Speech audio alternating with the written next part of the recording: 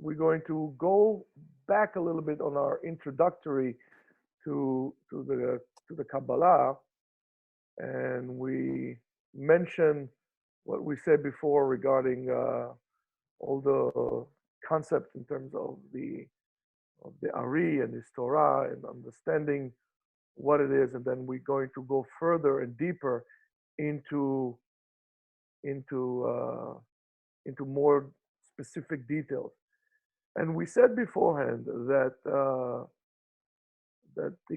all the terminology in which the Kabbalah talks about, uh, and by doing so, about talks about our reality, don't really exist uh, in a physical format. In other words, as much as the number two does not exist in nature, it's just a language that we use, right? A mathematic language that we use, or computer, or any other language.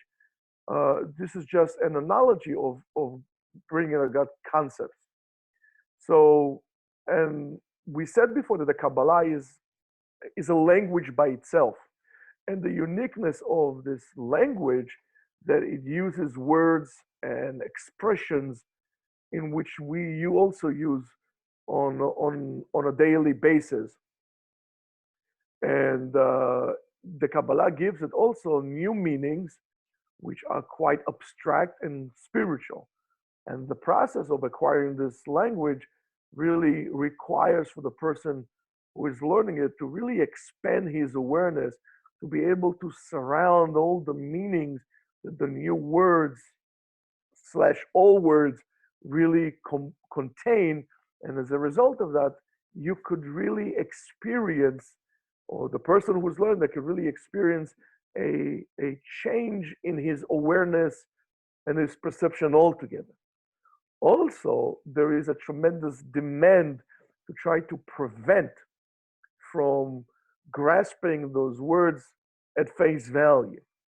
In other words, we need to remember that we're talking about analogies, about symbolism and signs about a very abstract reality that also creates an effort in terms of our awareness, and that also would help you change your own awareness. And we need to remember they always talk about spiritual formats or initial spiritual formats that in such a way that our ability to grasp them is really limited. What are we talking about? So let's say, for example, and by the way, those things will change the more you learn. So let's say we use that baby analogy, right? So even though that all of us were babies, and all of us experienced experiences as babies, it is really impossible to try to understand what really goes in the mind of the baby, and how the baby experience and understands the world. It's a contradiction. I mean, we were all babies. We should understand how baby feels, but we can't. But we could more likely uh, uh, figure out, or to assume, or maybe describe how the subjective experience of the baby feels. It is also impossible to really grasp, because of that, the divine awareness or initial divine awareness, which created and was basically reality. Reality before creation of the world and after the creation of the world is completely different. So how things were before the world was created, you should understand and accept that it is impossible for you to even, not only that it's not allowed, but it's impossible for you to even try to understand how it was. It's impossible. I'm going to tell you something else also. The way I experience the world, and let's say the way Sam or David or anybody experience the world is completely different because I come with my own baggage of experiences since the day I was born, and everybody else has their own other thing. So therefore, I try to make an effort not to judge someone else because he has different experiences than I am. And I try not to tell people what to do based on the way I experience the world. However, somebody else should not tell me also the same thing. We should take it and bring it together and share it. But, and that's the difference that we get between different cultures and so on and so forth. So that experience or that story that we say about the baby or the analogy of the baby could really help us also in another matter. You know, we all, as we said before, even though we were all babies and we went through our experience as babies, we cannot re-experience and to touch that experience in its purity ever again. Why? Because our perception of the world has changed and was added many different layers of experience throughout the time. So that's why they say, my first love, right? That first love, what you felt for the first time you became acknowledged of that a sensation of love is different than anything else you would experience in your life anymore because of the lack of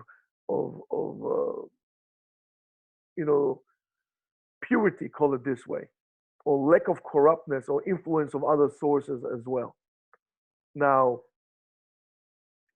we also have it's not always bad, it's also good because we have different understanding of what things were and how things happen and different than when we were children and we were babies.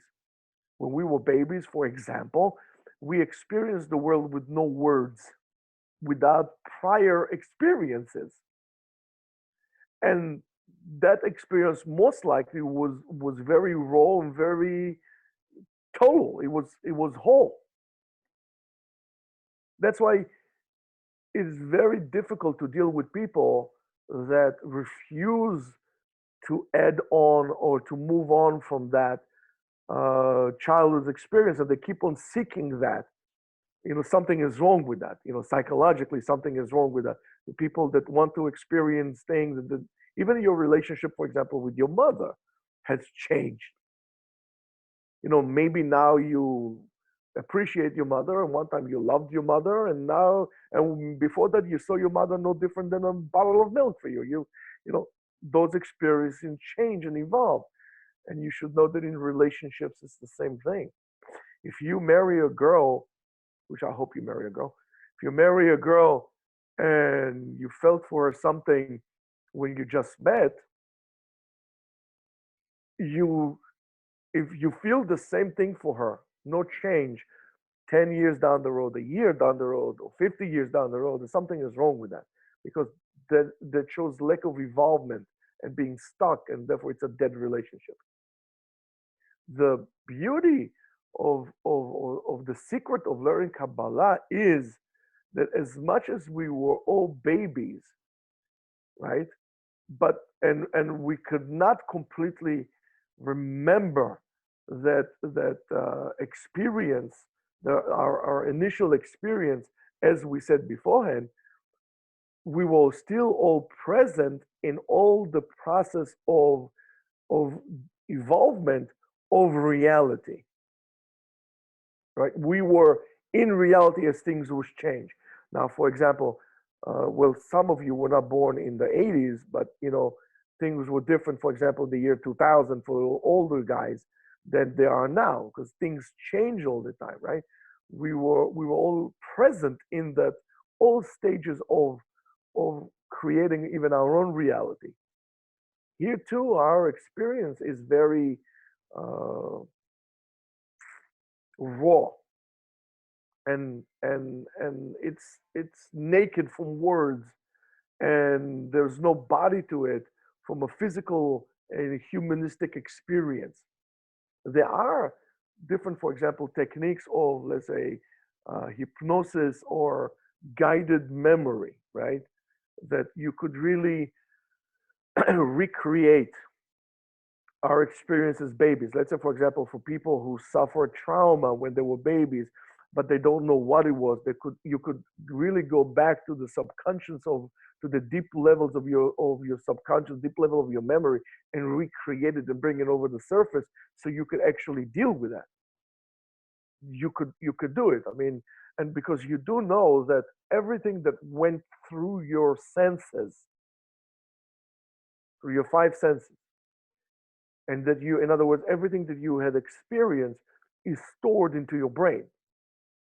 The brain just uses a certain mechanism, a certain uh, part of its operating system to really block that information from resurfacing all the time. Because if that will happen, you will not be able to move, you will not be able to function, you will go into a state of overload or mental overload. So the brain simply blocks that information. And if you wanted to know, and I think there was a guy, I forgot his name, maybe Frank, I forgot his name. There was a guy in England, he was a psychologist that did research that, but for whatever reason, didn't become so popular. He said, the reason why we are only able to use, 12 to 15% of our brain capacity is because the rest of that is being dedicated to prevent this memory from coming out.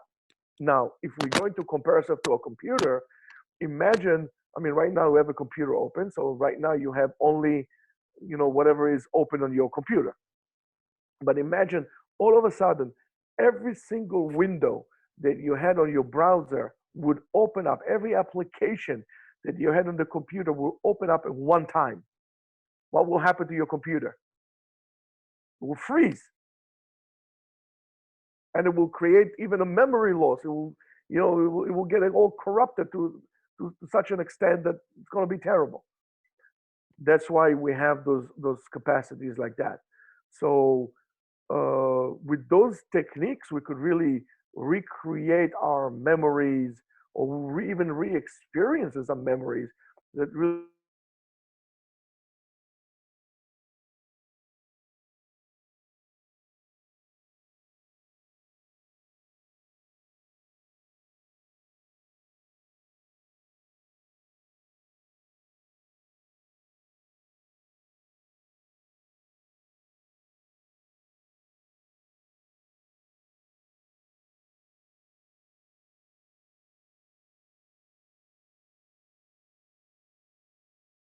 could understand everything about God, about creation, if I would just look at myself. So the same thing here.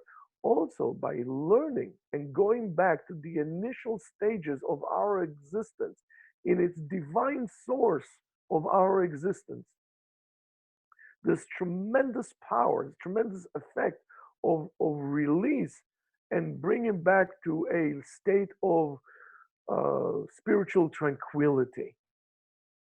When we go back and remember how things were beforehand, when everything was perfect, with all the spiritual parts, spiritual components, that we all of a sudden you could really refine or find yourself again, on your own part in the wholeness of the picture of what is so called life. And that's, I told you one time, I was going hiking. I went on the mountains. I love to go to the mountains. I love hiking. Bichlal. We're sitting on a rock, and it was a huge, beautiful vista. I mean, I just saw miles ahead, miles. And my initial feeling was, I felt so small. I felt so meaningless, and all my fears and desires and ambitions and felt so meaningless. And for a split of a second, I said, am I useless? And then I realized, no, I am a part because I saw it, and I saw ants, and I saw mountains, and I saw trees, and I saw drying leaves, and I understand that everything in nature is in harmony, and I'm a part of that picture as well.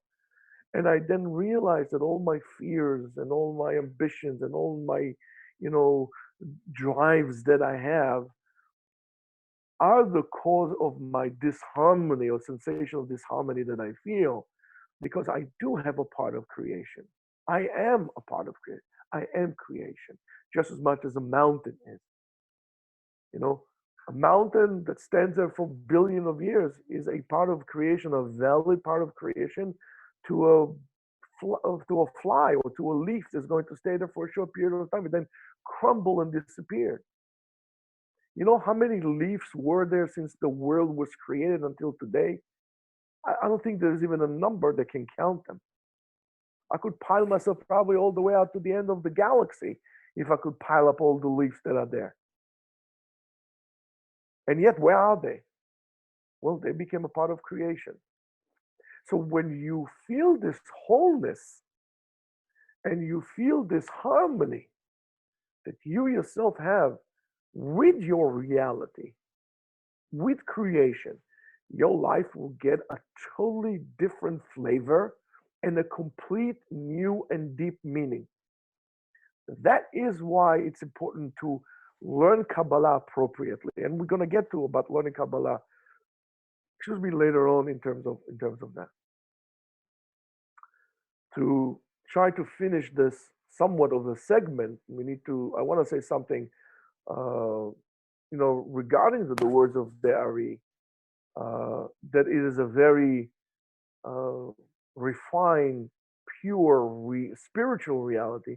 It's very difficult to grasp it as it is, and we always have to remember that that analogy has many and almost endless different options to go about. In other words, if the format that I use as a theme of a story could be interpreted and applied in so many different ways. And because of that, the Torah that the Ari taught us, and we spoke about it beforehand, as such that describes those structures, those pure spiritual structures or formats, being that, so we could in a way mold into or pour into those molds different types of substances and create different things. For example, let's say I have a certain mold, and one time I could pour into it gold, pure gold, and one time I can pour into it silver, and one time I can pour into it, wax, and I can make a candle out of it, or I can make a jewel out of it, or I can pour batter into it and make it into a cookie. Different things, and it's endless.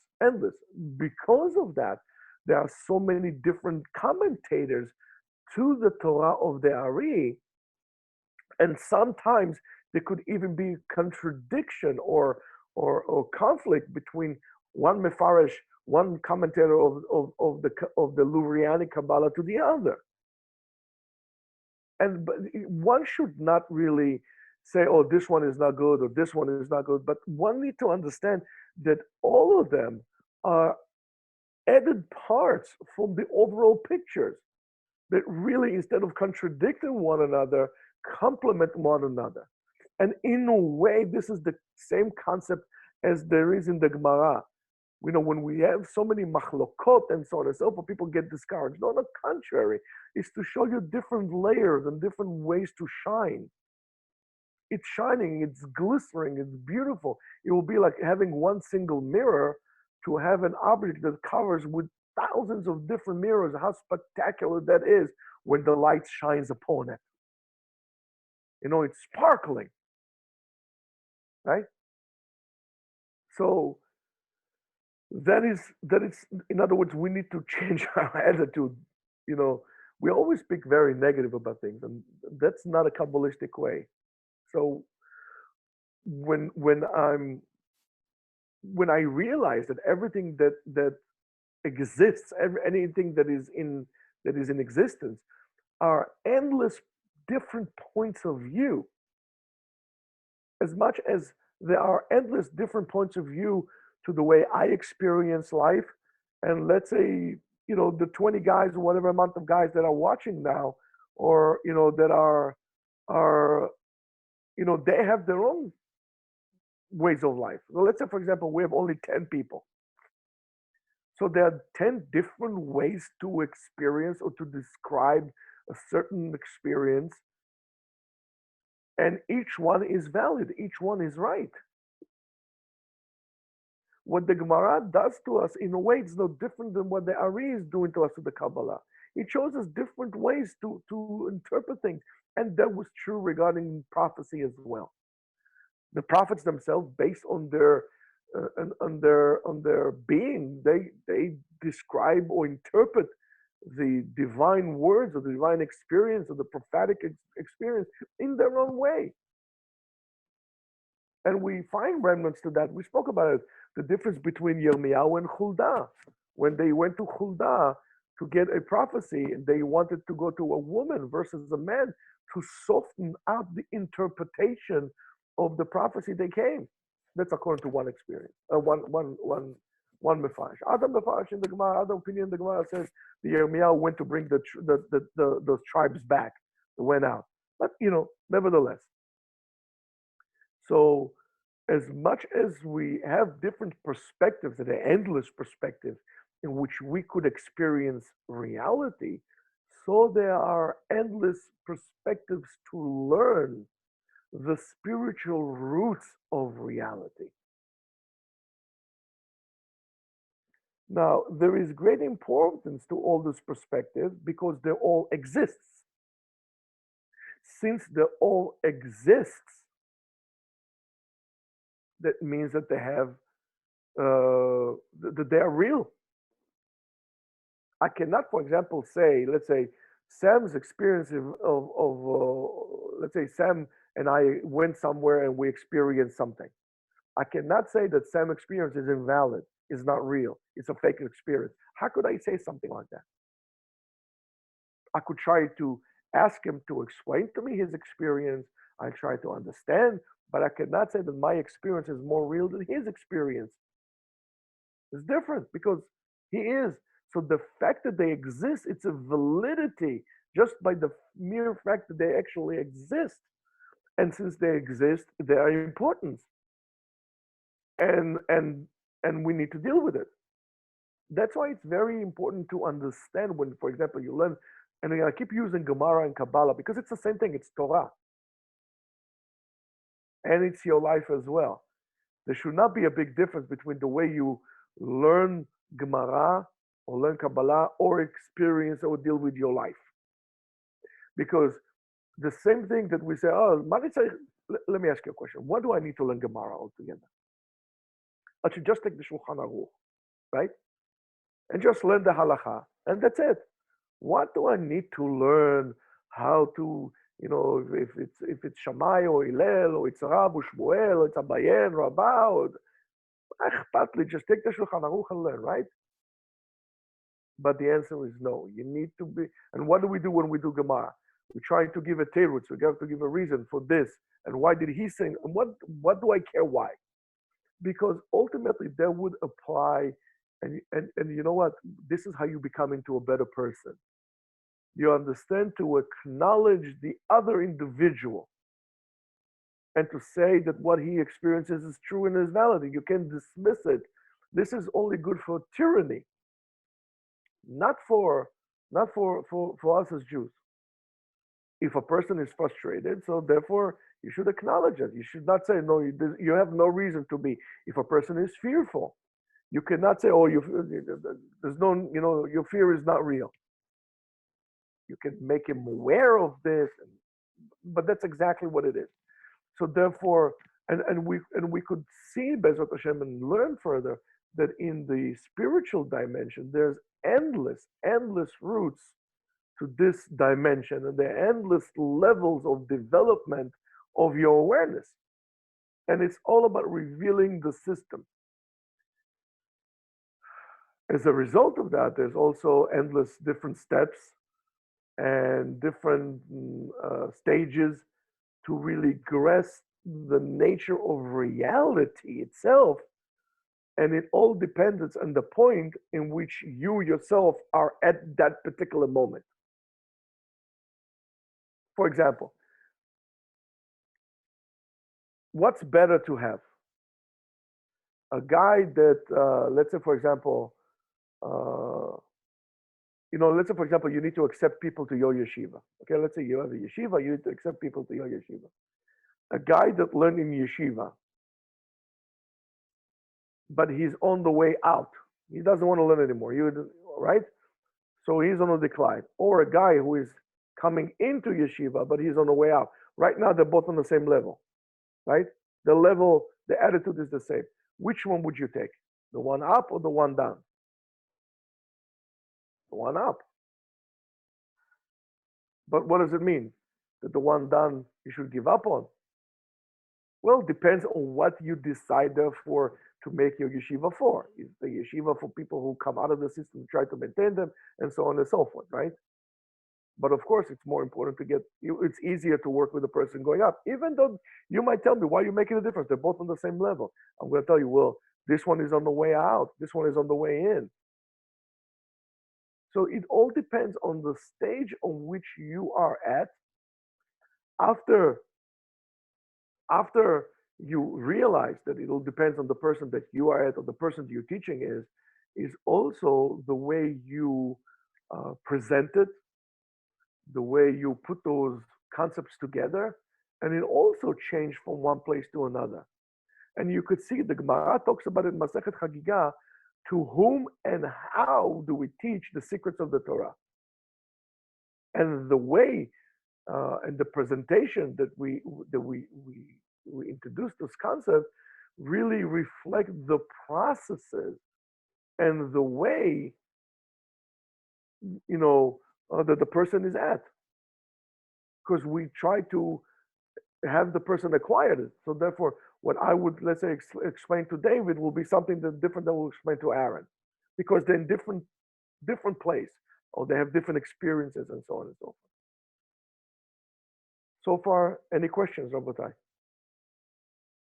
Good. So I think it's good for the first day back from the Corona vacation that we had in terms of the Pesach. And tomorrow we're going to get further deeper into understanding the introductory for Kabbalah. So please join us on the same time. And also join us today, what is it, at 8 o'clock p.m. for the Gemara Shiur, and in the mornings from 10 to 11:30 also. So have a great day, and hope to see you soon.